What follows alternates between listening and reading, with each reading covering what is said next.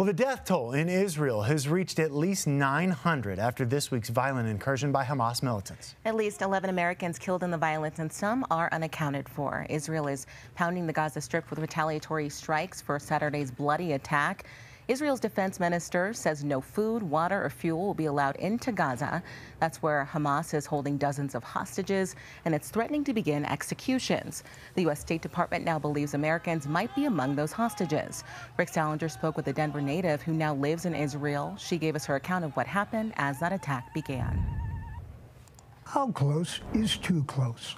Roxanna Goldman Dann was visiting family just a few hundred yards away from the Gaza wall that was blown up and the fighting began.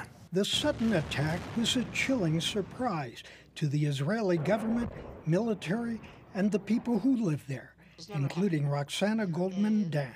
We're used to hearing the loud booms of either rockets going over or Air Force bombing the other side. But this time the attack was different. Born in Denver, living in Israel, she was visiting with family. But we were hearing gunfire right next door. And then at some point, my son and daughter-in-law, their WhatsApp groups were saying that there was an incursion into a neighbor's house. As the fighting intensified, her family huddled for 20 hours in a safe room, the danger close by.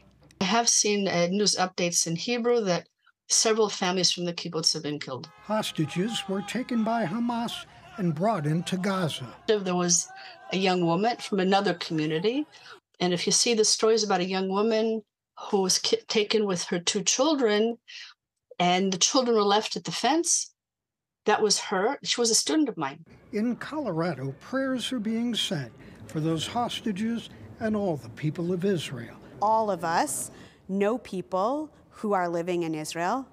Many of us know people who have been wounded or taken captive or killed. The prayers have been for peace in a land where it has been elusive. There's no sense of security left. Roxanna Goldman Dann is one of many raised in Colorado, now living in Israel.